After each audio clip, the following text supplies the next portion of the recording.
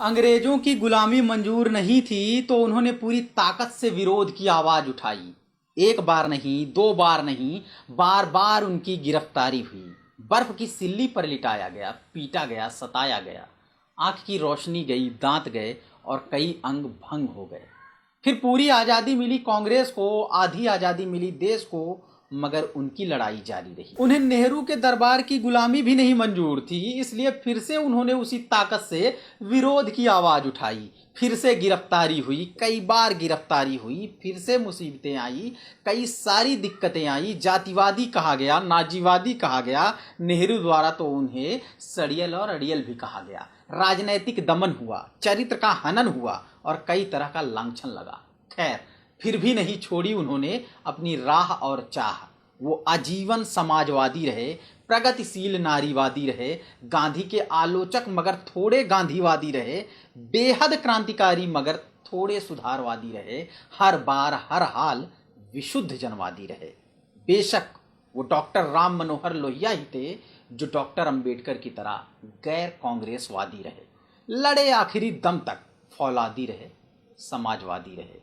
नमस्कार, मैं समर राज बोलता हिंदुस्तान में आपका स्वागत है। डॉक्टर लोहिया की जन्मतिथि है 23 मार्च, जिसे वो खुद तो कभी मनाते नहीं थे, क्योंकि इसी दिन फांसी पर लटकाया गया था भगत सिंह, राजगुरु और सुखदेव को। पूंजीवाद और साम्राज्यवाद के धुर विरोधी रहे इन तीन वीरों को। डॉक्टर लोहिया की मृत्यु 1967 में हो गई, यानी तब तक भाजपा नाम की कोई पार्टी नहीं थी और जनसंघ कहीं सत्ता में नहीं थी, तो सिलसिलेवार विरोध का कोई तुक ही नहीं बनता है। नहीं तो आज कोई टीवी एंकर बता रहा होता कि वो कितने धर्म विरोधी थे और कितने देशद्रोही। फर्ज कीजिए कि बीजेपी के इस स्वर्णिम काल में लोहिया होते तो आदतन करते नरेंद्र मोदी की करोड़ों की फिजूल खर्ची पर सवाल, जैसे कि नेहरू की फिजूल खर्ची पर सवाल किया करते थे।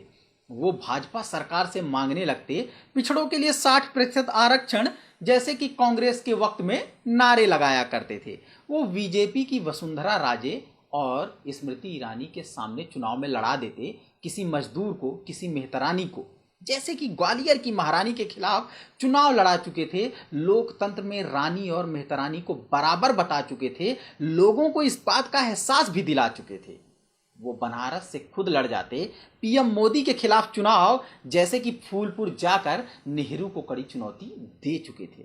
और सबसे बड़ी बात, अब तक बना जाते न जाने कितने मुलायम सिंह यादव जैसे जमीनी नेता, जिन पर वो बेहद भरोसा किया करते थे। खैर, इस बात से इनकार नहीं किया जा सकता कि मुलायम सिंह यादव और उनकी पार्टी ने भी बहुत कुछ किया है डॉक्टर लोहिया के नाम। पार्कों, स्मारकों, संग्रहालयों, पुस्तकालयों और विश्वविद्यालयों में चमकाई गई लोहिया की तस्वीर, चुनावों में, रैलियों में, सभाओं में, गीतों में गाई गई, बतलाई गई लोहिया की तकरीर, आधी अधूरी ही सही मगर सबसे बड़े राज्य में खींच दी गई है लोहिया के नाम की एक लंबी लकीर। मगर उत्तर प्रदेश ही पूरा देश नहीं है।